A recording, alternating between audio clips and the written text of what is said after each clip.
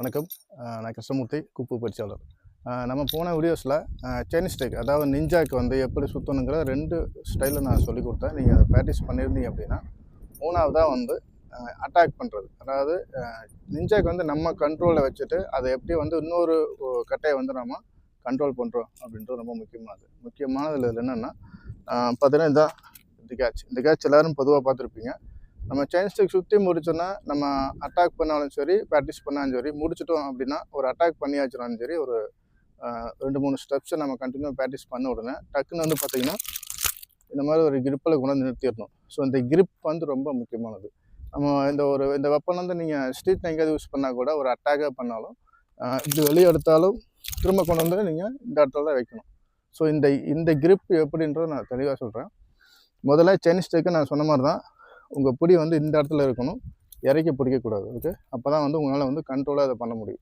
Chain ஸ்டிக்கோட வெப்பனை special என்னென்னு கேட்டிங்கன்னா, இந்த 2 செயின் ஸ்டிக்கில் 2 இடம் இருக்கு இல்லையா, இந்த 2 உட்டனில் ஒரு உட்டன் உங்கள் கையில் வச்சுட்டு நீங்கள் இந்த உட்டனை கண்ட்ரோல் பண்ணி அடிக்க முடியும். ஸோ இதை கேட்ச் பண்ணி இதை கண்ட்ரோல் பண்ண முடியும். இதில் தான் வந்து நம்ம வந்து எதிரியை வந்து அட்டாக் பண்ணுவோம்.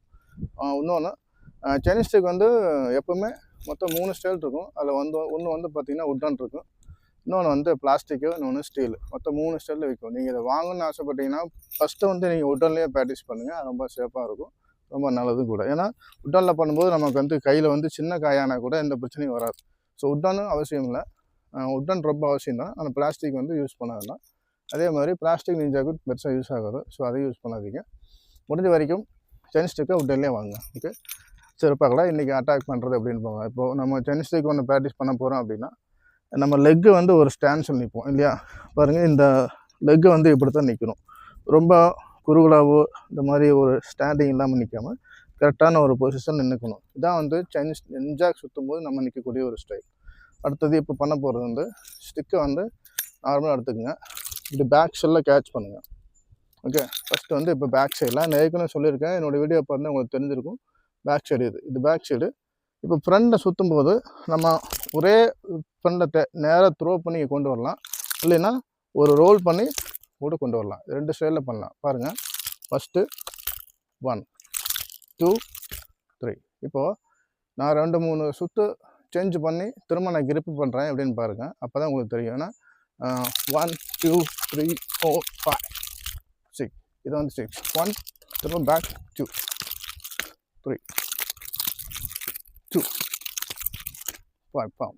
ஓகே, இதான் வந்து கிரிப். செயின் ஸ்டிக்கு ரொம்ப முக்கியம் இந்த கிரிப்பு தான். ஓகே, இன்றைக்கி நல்லா தெளிவாக பாருங்கள்.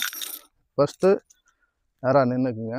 ஃபஸ்ட்டு உங்கள் லெக்கை ஃப்ரண்ட்டில் போட்டு இப்படி கேட்ச் பண்ணுங்கள். ஓகே, ஃப்ரண்ட்டில் ஒரு லெக்கை போட்டுக்கணும்.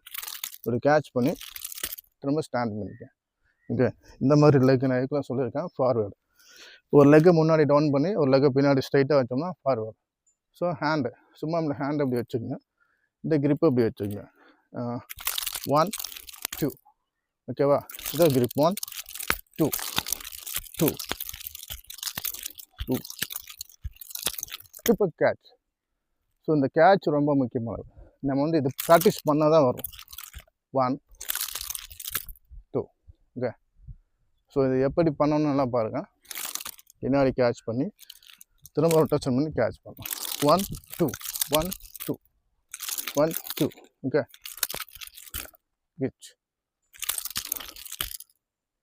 ஓகே, இப்படி தான் ப்ராக்டிஸ் பண்ணணும். ஃபஸ்ட்டு கிரிப்பு நல்லா பழகிங்க. நான் வந்து சைடில் நின்று காட்டுறேன். ஃபஸ்ட்டு 1 2 இப்படி பேக்கில் டச் பண்ணுங்கள். இப்படி ரோல் பண்ணி கிரிப் பண்ணுங்கள். இதை ஒரு நாளைக்கு ஒரு 50 முறை இப்போ நின்றுக்கிட்டு நீங்கள் பேக் டச் பண்ணி, அதாவது டச்சும் பண்ணலாம், கேட்ச் பண்ணியும் திரும்ப ரிலீஸ் பண்ணி ஃப்ரண்டில் கேட்ச் பண்ணலாம். இது back catch, front catch, back catch, front catch. So இது ஒரு நாளைக்கு 50 முறை இது ப்ராக்டிஸ் பண்ணிங்க அப்படின்னா உங்களுக்கு வந்து இந்த கேட்ச் வந்து கரெக்டாக வந்துடும். அதேமாதிரி லெஃப்ட் சைட்லையும் மறக்காமல் பண்ணுங்கள். Left side 2 3 4 5 6. ஓகே, இந்த மாதிரி 2. இதான் வந்து நார்மலாக கேட்ச். இப்போது இதுக்கு மாதிரி போட்ட வீடியோவில் நீங்கள் வந்து 1 2 இது பேக், இது வந்து ப்ராக்டிஸ், இது வந்து சுற்றுறது, இது கேட்ச் பண்ணுறது. ஓகே, இப்போ அடுத்த வீடியோவில் இந்த கேட்ச் பண்ணுறது வந்து எப்படி நம்ம ஃப்ரெண்டில் ஒரு அட்டாக் பண்ணுறோம் அப்படின்றத தெளிவாக போடுறேன். வீடியோ ஃபாலோ பண்ணுங்கள். டவுட் இருந்தால் கமெண்டில் கேளுங்க. நான் உங்களுக்கு இன்னுமே தெளிவாக சொல்லிக் கொடுக்குறேன். ஓகே, நன்றி.